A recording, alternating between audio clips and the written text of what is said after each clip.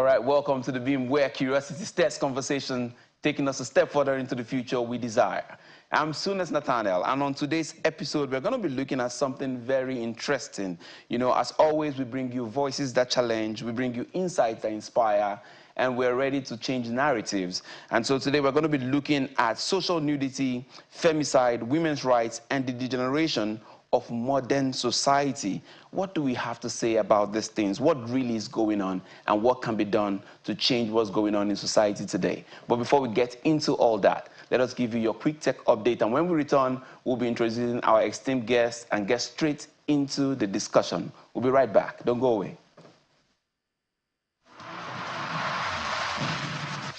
Hello and welcome. Here's your quick tech update for the week. The National Information Technology Development Agency, NIDA, has issued a warning to Nigerian website owners about a newly discovered security vulnerability in the Jupyter Xcore plugin for WordPress. According to NIDA, the vulnerability poses a significant cybersecurity risk, potentially allowing attackers to take control of affected websites without authentication. Meanwhile, tech giant Microsoft will invest $298 million on artificial intelligence and data center infrastructure in South Africa. The company's vice chair said the company will also fund 50,000 people to follow further courses and certification exams in cloud architecture, AI, and security for cybersecurity networks. On the foreign scene, China's top economic officials have vowed to set up a state-backed fund to support technological innovation following the global success of DeepSeek's latest artificial intelligence reasoning model. China's chief economic planner, Zheng Xianjin, says the fund will focus on cutting-edge fields such as artificial intelligence, quantum computing, and hydrogen energy storage. Meantime, Chinese giant Alibaba has unveiled its latest artificial intelligence reasoning model, boasting that its capacity beats those of the rivals of OpenAI and DeepSeek. The news prompted Alibaba's Hong Kong-listed shares to close at 8% higher on the day and help boost the Hang Seng China Enterprise Index. And finally, Taiwan Semiconductor Manufacturing Company will invest at least $100 billion to expand U.S. operations. President Trump has announced with the CEO, CC Wei. The plan includes 3 new chip plants, boosting American manufacturing and creating tens of thousands of jobs alongside existing and upcoming sites in Arizona. Semiconductor is announcing that they will be investing at least $100 billion in new capital in the United States over the next short period of time to build state-of-the-art semiconductor manufacturing facilities. I think mostly it's going to be in Arizona, which is what I understand, which is a great state. I like it because I want it. That's your quick tech update for this week. Stay tuned for more cutting-edge news from the ever-evolving world of technology. Enjoy the rest of your day. All right, welcome back to The Beam. Today we are confronting some of the most pressing social issues of our time: social nudity, femicide, women's rights, and the degeneration of modern society. Joining me right now to discuss this very, very important issue is somebody who has been trained as an international relations expert. She's also a poet and author, and she's somebody who stands for the rights of women and girls. She is Jackie Obi, yes, I hope I got that right. Jackie Bangkok Obi. Yes, thank you so much. All right. Yes, thank you for having me. Yes, thank you very much for coming on the show today. It's a very important topic, and I reached out to you because I saw how passionate you are about it, especially about the things going on in society today, and it's very important that we have that discussion. People are looking at, the whole social nudity as a time for expression, expressing themselves, and, time to say, hey, it's my body. I can do whatever I like with it, and it's all over social media. The question is, what do you think? Is this something that's empowering young women at this time? Some people might say that, yes, it is empowering. After all, the body is your body, so you have the right to do whatever you want to do or to dress it the way you want to dress it, you understand? But every society, as we know, has laws, concerning nudity, concerning how to dress in public and all of that.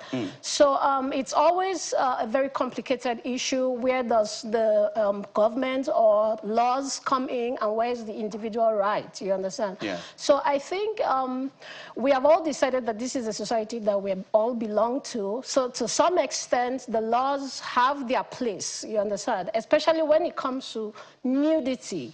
Nudity in the sense of genitalia, you understand? So maybe if you are a citizen of Nigeria, you are under those laws. So you have, there is always this, it has to be a critical balance between, how much are you willing to show? How much is the law allowing you to show, you understand? And then how much is it to say personal expression?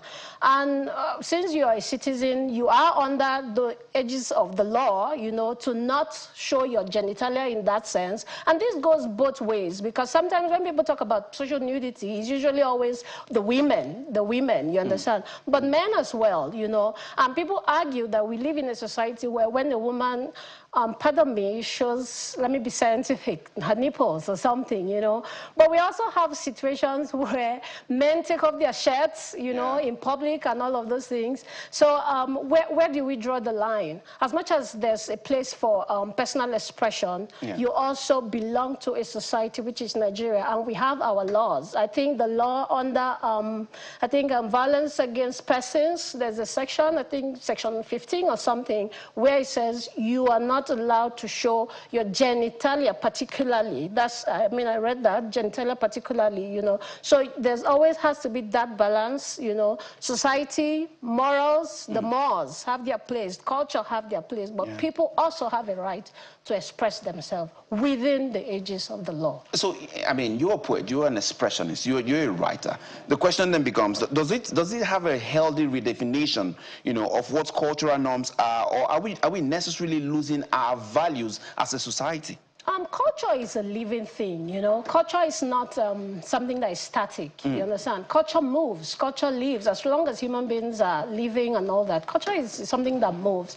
So in that sense, we could say, yes, there is culture, but people are also allowed in that sense to express themselves and to move the culture depending. I mean, you could argue that it's negative or not, but self-expression is, you know, allowed, and culture has to move maybe with the times. You can say it's digressing, but I would beg to differ, because even Nollywood, which is our expression of culture, when you watch those epic movies, you see that there's something that you could consider nudity in that sense. Yeah, but you see, if you go back also to your redefinition, you don't see the genitalia in that sense. You don't see the extra exposure in that sense. I don't see genitalia per se. I mean, I know in my work, but even the social spaces, there's a place for it. You can, anyway, now it's been changed. I mean, I use Twitter a lot, so I know that maybe the rules have changed a bit. But, you know, before the new owner came in, you couldn't show nipples on Twitter.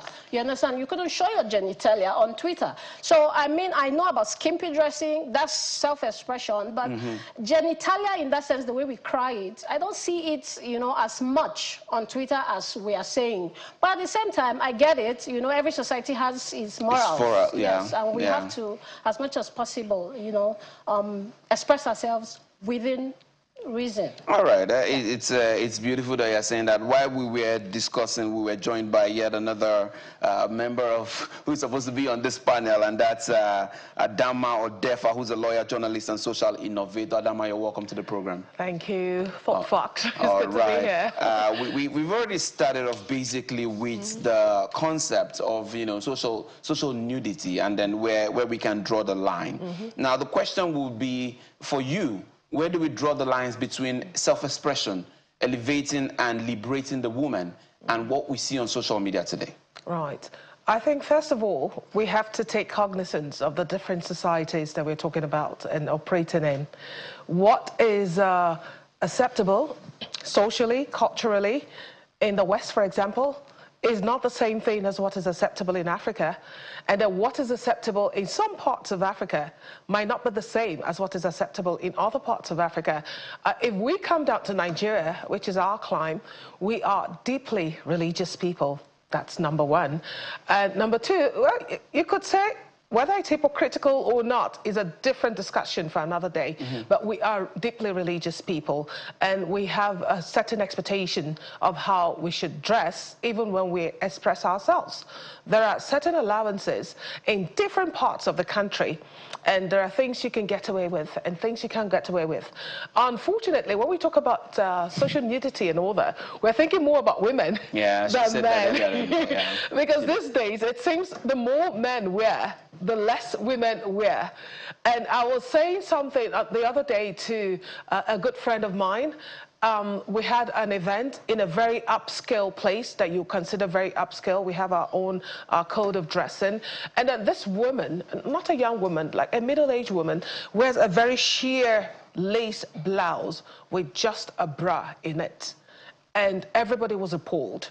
Even the liberals were appalled. I am liberal, you know, but I was also appalled because I thought first, well, I wouldn't recommend that kind of dressing, especially at that age, and certainly not in that kind of environment. So I always say to myself, there is age-appropriate dressing, there is body-type appropriate dressing, and ladies should take cognizance of these things when they are dressing. And of course, there's dressing for where you're going to. I'm sure if I came here with a string thing, what we call spaghetti and things spilling out and all that, you probably won't let me. Yeah, you won't get into my set. No, you probably won't let me on. Definitely. And maybe someone who would have seen me on the street and said, "Oh, good afternoon, ma'am. How can I help you?" and all that, would just look at you and not even say anything to you, maybe not even bother to exchange pleasantries with you. So yes, all right, it's something that is a problem. Okay, so Jackie, I'm going to start off from the next one with you because it's one of those things you've been talking about, and before we bring her in later, just in a minute before we get on break, there's a rise in the killing of women. Women are losing their lives, domestic violence, horror killings, target attacks. Why do you think that despite years of advocacy and all these policies and everything, why do you think the rise is still there? Why are we still seeing it? I think it boggles, really. But we still will look at, you know, like we say, culture is static. There seems to be this also rise when we talk about incel culture. You know, young men who are the ones, or men who are the ones who perpetrate violence, you know. With the use of social media now that, you know, we can reach as many people as possible, you know, through social media. There have been this rise of people saying, oh, women, women are useless, or women are talking too much, so they need to be shut up and all those kind of things, or women have to be under some men. So I think it's sort of like the culture of the age. You think the culture is shaping? Yes, the culture of the age that we live in. I mean, these things have always been. Some people also argue that the reason why we know now is because there's been more reporting. Yeah. You know, that it's been more out there. Before social media, people killed people, or people killed women, and nobody heard about it. But now that there's more reporting, more communication going around the world, exchanges in communications, you know, we are now hearing about the reports. But I also think that the perception of the age has changed as well. There was a time when it was, oh, women, women, women, the rights of women, protect the rights of women. And then now, maybe men are more emboldened, given, you know, the rise of incel culture, where it's like there's a gender, I don't know if it's real or not, because people say it's not real, you know, whether there's a gender war, you know, and then so people are becoming a bit more emboldened to say, which you can also tie to the fact of, oh, people say you're not dressing decently, therefore, you know, it's a very complicated issue, I would say. But yeah, it's very worrying, you understand, for a society where we have almost like 50-50 in population. You have one population. There are even more women. Yeah, and then you have one population, you know, getting, you know, to do violence to the other population, you understand? It's very worrying. It's something that we all have to talk about, you know, in our personal lives. On media, we have to sensitize ourselves. You know, this is really worrying. Did you know last year alone, reported cases, there were over 100 femicide cases, you know, reported, you know, in women, and we know how low the data is on reporting. You know, so we are not even sure what is going on, but this is just reported cases in cities even. Jackie had already started off with, you know, when you come to femicide and what the whole narrative is and where society and culture, you know, plays a role in this rise. And the question will be for Adama now, the authorities, you know, are they doing enough? Or what more can we do at this time? Well, I'm not too sure how much the authorities can do. I believe a big chunk of the problem is because there's a big role reversal of the man and the woman currently. It's not the way it used to be in the time of our parents. Women are becoming smarter. Women are becoming more accomplished in terms of education, in terms of career. They're now more in control of resources. And the men are sort of being pushed back to the background. And a lot of men are resenting this. There's a lot of bitterness and there's a lot of lashing out. I believe that's part of what the problem is. For example, some of the viral cases that we know, you would always hear, oh, the woman was a breadwinner or the woman was the financially stronger one. So I think that is a big chunk of the problem. The easier it is for women to ascend economically and socially and in every other way, the harder it becomes for men to ascend. So I think that's the pushback that we're seeing. You think it's, I mean, you study sociology, if I'm not mistaken, right? So your question is, do you think it's a general men thing, or is it just a few men who are not, what will I call it now, who don't understand themselves, who do not know their place in the scheme of things? Some men are able to handle it, roll with it, perhaps even take advantage of it.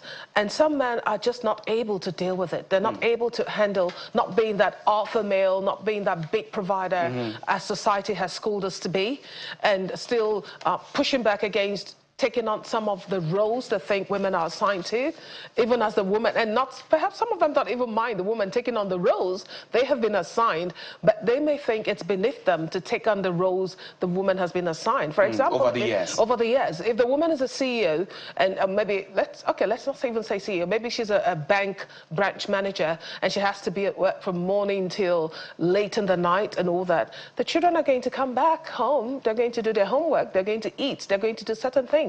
And those are the things that a man would have to fill in. Perhaps even if he's a teacher or he works in, he's a civil servant, so he does a regular 9 to 4, 8 to 4 job. So he's at home by 5 or 6, and the wife is out until 9 or 10. And certain things will need to be done, which she cannot do because she's not at home. So some men may not be able to handle this, and this is them lashing out. And how do they say it? There's a term for it in those criminal shows. He just goes boom. He just loses it and explodes one of them days, and the result could be fatal. It may not even be the first time he does it. It could be many times he's been doing it, or it could be the first time, and then it just happens and a femicide occurs. So I don't know what the authorities are going to do beyond advocacy and trying to get men to have a stronger handle on their stress. I think I have always believed that women handle stress better than men. Well, factually, to a great extent, yes. Yes, to a great extent. So that's, I think that's one of the major things. So what to do? Advocacy. To say justice for the woman is already gone. So I don't know how much good justice is going to do. It's good you have brought us to justice for the woman, because basically we're going into women's rights. Again, I'll come back to Jackie.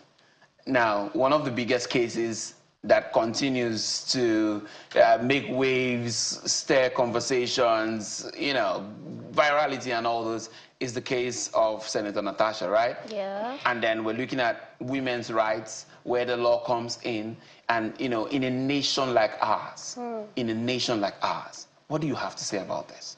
I think just also just to add a little bit to what she just said before, you know, all of this, women have been working for a while now, you know, for a few decades now, you know, like full on in the workplace, you know, since the women's rights movement and all of that. So I don't know if it's a lashing out thing now, because, I mean, I even have instances where men, like in my family, I have where my uncles would say to each other, oh, you need to marry someone who is working so that she can help you, because now we all live in the cities, right? We normally live in the villages where the roles are like divided. This is your role, this is your role. Most of us are now, you know, living in the cities. So I don't know if, it seems to me like I'm not I'm not I am gender biased because I'm a woman, you know. But I feel like we are making excuses for men. You know, we feel it's like we're making excuses for men. You know who you are marrying. You know that your wife has to work. You are working as well. And marriage is, you know, a partnership thing. You know, so for you to say because your wife is working, she's not able to meet some roles, the situation should be, how do we become a true partnership? Not how do I lash out because I feel like my manhood is threatened by the fact that you're working and earning money. And also on the issue of what to do, authorities, there has to be punishment.